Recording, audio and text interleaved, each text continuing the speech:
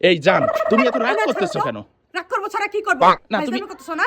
কি এমন হইছে? তুমি সকালবেলা মিষ্টি ভাবির বাসা থেকে আসার পরে রাগ দেখাচ্ছ কেন? রাগ দেখাবো ছাড়া কি ভাবে? রাগ দেখাবো ছাড়া কি করবো বলো তো? মেজাজ ঠিক নাই কিন্তু। কেন, ওর বাসায় কি হইছে এমন? আমার অ্যানিভার্সারির গিফট আর মিষ্টি ভাবির শাড়ি এক হইলো কিভাবে?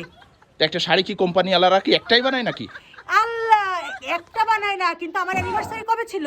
সেপ্টেম্বর মাসের 28 তারিখে। তুমি আমাকে 28 তারিখে দিছো। ওনার শাড়িটাও নাকি উনি 28 তারিখে পাইছে। আমি ওনাকে জিজ্ঞেস করলাম, ভাবি আপনার শাড়ির প্রাইসটা কত নিছে? বললো, ভাবি আমি তো প্রাইস জানি না, এটাকে আমাকে গিফট দিছে। তো ভালো কথা, গিফট দিছে। কে গিফট দিছে উনি জানে না? আমি যেই জিজ্ঞেস করলাম, ভাবি আপনাকে কে গিফট দিছে? উমা লজ্জায় লাল হয়ে বলছে কি স্পেশাল পার্সন। আমি বললাম, কে ভাবি? আপনার ভাই গিফট করছেন, আপনার আব্বু গিফট করছেন, আম্মু গিফট করছে? বললো, ভাবি আপনাকে বলা যাবে না। তাহলে কে গিফট করছে ওনাকে? তোমার বাসায় খাইয়ে কাজ নেই যে অন্য বাসায় যে কে গিফট করছে, কত দাম, এগুলা খোঁজ খবর নেওয়া দরকার কি তোমার? অবশ্যই আছে। কেন? কারণ আমি তো জানি মিষ্টি ভাবির প্রতি তুমি একটু শোনো দুর্বল। শোনো, মোটেও ফাও কথা বলবো না একদম। সত্যি কথা বললে এরকম গায়ে কাটা ছিটা লাগে, মনে হয় যে তেলের ছিটা লাগছে। তাকে যে পারিছে শাড়ি দিছে, তা তোমার তো নাক গলানো কি আছে? আমার নাক গলানোর কি আছে? অবশ্যই আছে। একই দিনে একই শাড়ি কিভাবে হইলো? কেন, কি হইছে? একই দিনে একই শাড়ি? আমাকেও তুমি আমার অ্যানিভার্সারিতে সেপ্টেম্বরের 28 তারিখে শাড়িটা দিছো, ওনাকেও ঠিক সেপ্টেম্বরের 28 তারিখে শাড়িটা গিফট দিছে। তাহলে কে দিতে পারে? নিশ্চয়ই একই ব্যক্তিই দিছে একই শাড়ি। কেন, একই দিনে কি দুইজন ব্যক্তি কিনতে পারে না নাকি? কি পারে না? আচ্ছা, হ্যাঁ পারে। তাহলে? আচ্ছা, নাও, বাদ দাও। আসলে এসব বাদ দিয়ে আমি যে আসলে কি ভাবি আর কি আসলেই মানে হয় না, আমার চিন্তা ভাবনা আসলে মাঝে মাঝে হয়ে যায়। তুমি করো তো, বলো তো জান, আমার শাড়িটা কত নিছিল দাম? 1800 টাকা।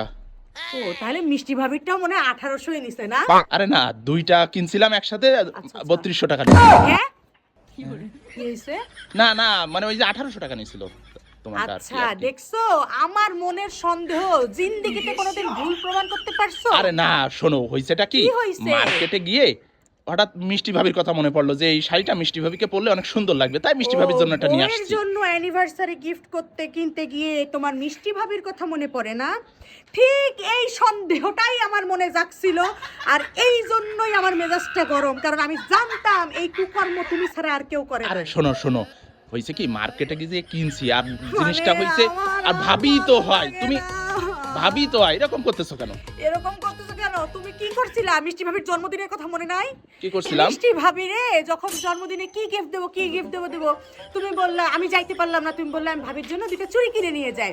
পরে আসার পরে তোমার কি মন খারাপ। আমি বললাম, কি হয়েছে তোমার? বলে, জান তুমি যেটা বলছিলা ওইটা করলেই ভালো হইতো, মিষ্টি ভাবির জন্য একটা শাড়ি নিয়ে গেলেই ভালো হইতো। আমি বললাম, কেন? বলবো, মিষ্টি ভাবি যেই চুড়ি দেখছে বললো, ভাইয়া আমার হাতে একটু চুড়িটা পরাই দে। তাহলে শাড়ি নিয়ে গেলে নিশ্চয়ই শাড়ি পরাই দিতে বলতো। আর তখনই আমার মনে বুঝছি যে তুমি ঠিকই মিষ্টি ভাবির শাড়ি কিনে দিবা না। আরে আর কি হইছে? আরে এটা নিয়ে তুমি এত রাগ করতেছো কেন? এটা সিম্পল জিনিস। তোমার নাউজুবিল্লাহ আস্তাগফিরুল্লাহ, এই মিষ্টি ভাবি আর তোমার জন্য আমার সংসারটা যাবে, আমার বোঝা হয়ে গেছে। আমি আর তোমার মতো মানুষের সাথে সংসার করতে চাই না। দেখো তোমার মিষ্টি ভাবি নিয়ে আমি আর তোমার সাথে এই শোনো জান, শোনো, তোমার কিসের জান? আমি তোমার না জান না পড়ার না কিছু, আমি তোমার কিচ্ছু না, তোমার সবকিছু ওই মিষ্টি ভাবি, আমি তোমার কিছুই না। এই শোনো,